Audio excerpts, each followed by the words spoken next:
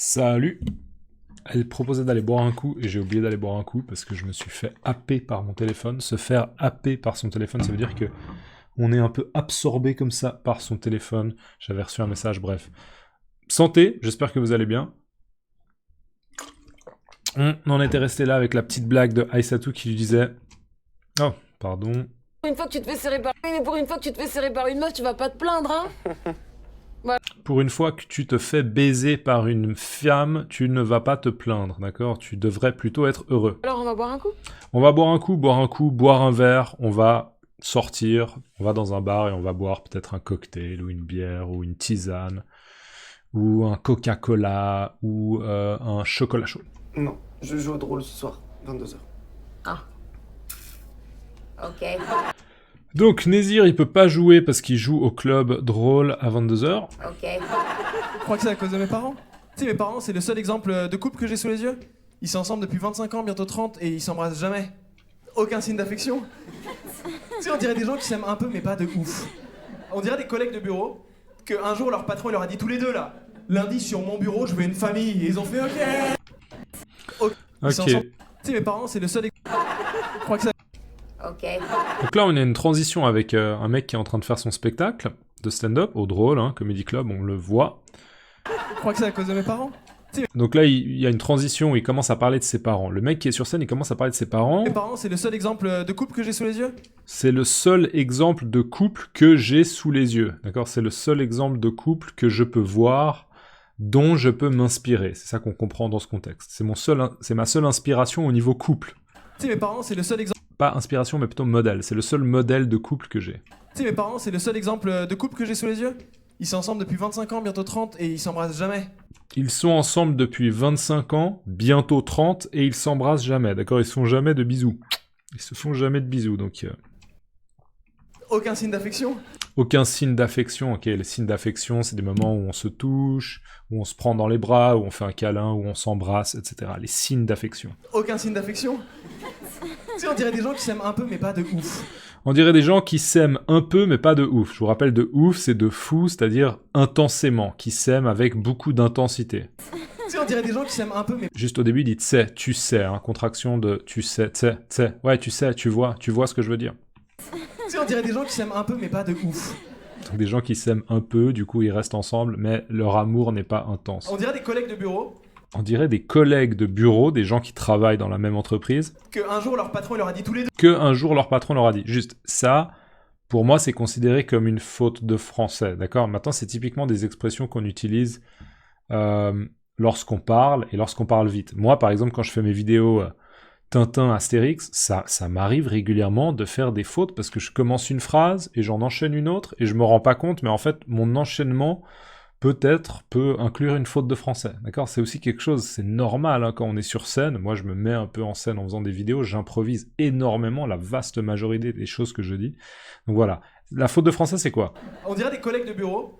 Qu'un jour leur patron il leur a dit tous les deux. Donc, on dirait des collègues de bureau que un jour leur patron leur a dit. Ce qui serait juste, ce serait de dire... On dirait des collègues de bureau. On dirait des collègues de bureau... Qu'un jour leur patron il leur a dit... À qui, un jour, ou bien dont le patron leur a dit un jour. D'accord? C'est... Ouais, c'est... Encore une fois, comme il est en train de parler, il enchaîne plusieurs phrases, mais... Que un jour leur patron leur a dit, c'est pas très joli, et c'est une faute de français, d'accord? Mais encore une fois, c'est du français parlé, c'est dans un sketch, donc c'est normal qu'il y ait des choses qui soient pas tout à fait fluides. On dirait des collègues de bureau. Qu'un jour leur patron il leur a dit tous les deux là, lundi sur mon bureau, je veux une famille, et ils ont fait ok. Donc là, on a une situation, imaginez, bien sûr, c'est totalement burlesque, absurde, c'est de l'humour, mais c'est un patron qui dirait... Je veux avoir le modèle d'une famille, d'accord? Et il demande à l'employé, je sais pas, Marie et l'employé Benoît, vous, je veux que vous formiez une famille. Et ils sont là, quoi, pour lundi? On a très peu de temps pour se préparer. Et du coup, ils ont formé un couple, mais ce couple, justement, il n'y a pas d'amour intense, il n'y a pas de passion, et du coup, il n'y a pas de signe d'affection. Donc, il fait bien sûr référence au couple de ses parents qui sont ensemble depuis 25 ans, bientôt 30. On dirait des collègues de bureau. Qu'un jour leur patron il leur a dit tous les deux là, lundi sur mon... Tous les deux là, et vous deux là. Qu'un jour leur patron il leur a dit tous les deux là, lundi sur mon bureau, je veux une famille. Et ils ont fait OK. Et ils ont fait ok, on va faire le travail dans le délai demandé, c'est-à-dire lundi. Lundi sur mon bureau, je veux une famille. Et ils ont fait OK. C'est très bizarre. À chaque fois que je viens manger à la maison, tu sais, je sonne, ils m'ouvrent, ils sont droits, ils me disent bonjour fils. On dirait... À chaque fois que je viens manger à la maison, tu sais, À chaque fois que je viens manger... Je crois qu'il dit à chaque fois que je viens manger à la maison. À chaque fois que je viens manger à la maison, tu sais, À chaque fois que je viens manger à la maison, c'est... je sonne. À chaque fois que je viens manger à la maison, tu sais, je sonne, ils m'ouvrent, ils sont droits, ils me disent bonjour fils. On dirait... Donc là, il décrit vraiment juste, hein, ils sont un peu comme ça, un peu très, très sérieux, comme ça, ils sont droits ici. Bonjour fils. Des Sims. On dirait des Sims. Alors ça, je sais pas si vous chopez la référence, si vous comprenez la référence. Moi, je la comprends parce que c'est un peu de ma génération. Mais les Sims, c'est cette espèce de jeu vidéo où vous gérez un peu une famille et vous pouvez créer, construire une maison. Vous pouvez avoir une maison de luxe si vous avez beaucoup d'argent, une maison très simple. Et vous faites en fait interagir une maison, une famille. Et il y a un peu des jauges, d'accord, des jauges qui sont soit remplies, soit vides. Et il y a par exemple la jauge, si je me souviens bien, du bonheur, de l'hygiène. Je sais plus exactement quels sont les juges, mais les jauges, hein. Jauge, si jamais c'est J-A-U-G-E, d'accord, J-A-U-G-E, une jauge. Et voilà. Et c'est vrai que c'est des personnages qui sont un peu schématisés comme ça, donc ils sont très droits. Donc ça fait un peu... Tapez les Sims sur YouTube, vous aurez un peu un aperçu. Ils sont droits, ils me disent bonjour fils. On dirait des Sims. C'est effrayant. Tu sais, je m'installe, C'est effrayant, ça fait peur, d'accord. Donc il dit franchement, mes parents, ils font peur, ils sont tellement sérieux. Tu sais, je m'installe, ils me regardent, ils se tiennent un peu la main comme ça. Et à chaque fois pendant que je mange, je me dis comment m'avez-vous conçu? J'aimerais savoir, voir même peut-être, je sais pas. Je pense que honnêtement, ils ont loué une salle de réunion. Ils se sont mis en costume pour me concevoir et ils se sont serrés la main. Je pense que genre mon père, il a frotté un peu comme ça. Il lui a tendu, elle a fait un petit puits qu'elle a récupéré. Trop choquant. Ok, fallait que je teste cette blague. Ok. Donc, il dit c'est effrayant, franchement ça fait peur parce qu'ils sont pas du tout affectueux et pourtant, ben, ils ont eu des enfants, ils sont dans une relation de couple. Il me regarde, il se tient un peu à chaque fois que je m'installe, donc quand il va manger chez eux, il s'installe à la table pour manger avec eux. la main comme ça. Tu sais, je m'installe, il me regarde, Tu sais, je m'installe, ils me regardent, ils se tiennent la main. Tu sais, je m'installe, il me regarde, il se tient un peu la main comme ça. Ils se tiennent un peu la main comme ça. Tu sais, je m'installe, il me regarde, il se tient un peu la main comme ça. Donc là, il faut s'imaginer qu'il est à table avec ses parents ils sont ensemble, ils se tiennent un petit peu la main. À chaque fois pendant que je mange, je me dis comment Et à chaque fois pendant que je mange, je me dis m'avez-vous conçu? comment m'avez-vous conçu? Donc là, je vais répéter. Et à chaque fois pendant que je mange, je me dis Et à chaque fois pendant que je mange, je me dis Et à chaque fois pendant que je mange, je me dis comment m'avez-vous conçu? comment m'avez-vous conçu? C'est-à-dire comment vous avez eu un rapport sexuel qui a fait que j'ai été conçu. Concevoir un enfant, c'est quand il y a le spermatozoïde qui rentre dans l'ovule et que ensuite le bébé grandit. D'accord. Comment m'avez-vous conçu? Comment c'est possible que biologiquement vous ayez créé l'être humain que je suis alors que visiblement il n'y a pas d'affection, il n'y a pas de passion entre vous? Et à chaque fois pendant que je mange, je me dis comment m'avez-vous conçu? J'aimerais savoir, voir même peut-être, je sais pas. J'aimerais savoir, ou voir même, je sais pas, d'accord? Il aimerait savoir comment ça a été possible, ou même voir les images de quand ils ont eu leur relation sexuelle. Je pense que honnêtement, ils ont loué une... Je pense que honnêtement, ils ont loué une salle de réunion. Je pense que honnêtement, ils ont loué une salle de réunion. D'accord, donc là on est encore dans le contexte un peu de la blague d'avant où ce sont des collègues à qui on aurait demandé « J'aimerais une famille pour lundi », d'accord? Donc ils ont loué une salle de réunion, ils ont réservé une salle pour pouvoir discuter, une salle de réunion hein, où on peut avoir par exemple une séance, souvenez-vous, révision du mot séance. Je pense que honnêtement, ils ont loué une salle de réunion. Ils se sont mis en costume pour me... Ils se sont mis en costume, bien sûr ils étaient bien habillés parce que c'est un travail, hein, quelque chose d'assez sérieux. Ils se sont mis en costume pour me concevoir et ils se sont serrés la main. Je pense que genre mon père il a frotté un peu comme Je pense que genre mon père il a frotté un peu comme ça. Donc là il fait référence à du sperme en fait. Imaginez que le père il a eu une éjaculation, d'accord? Et du coup il se frotte le pénis, il a un peu de sperme, donc qui contient des spermatozoïdes, hein, et il a tendu la main à la mère, d'accord?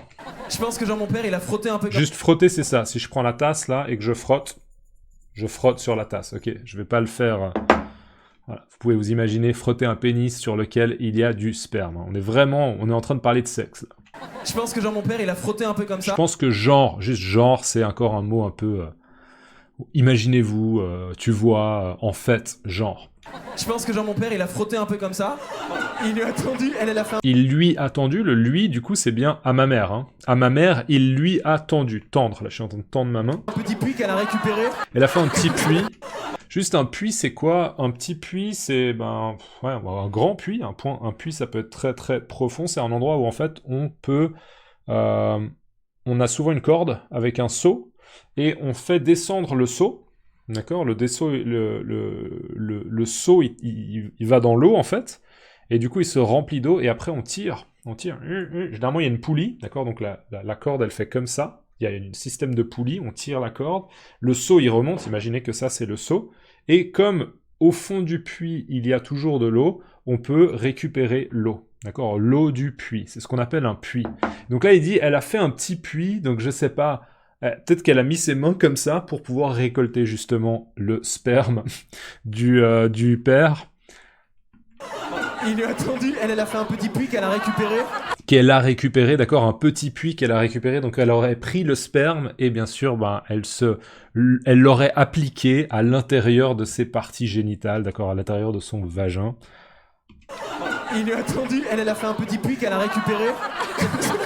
Trop choquant. Ok. Trop choquant. Là, en fait, on voit qu'il est visiblement, il réalise qu'il est vraiment en train de parler de cul, il est vraiment en train de parler de sexe, que peut-être il y a des gens dans le public qui sont un peu mal à l'aise.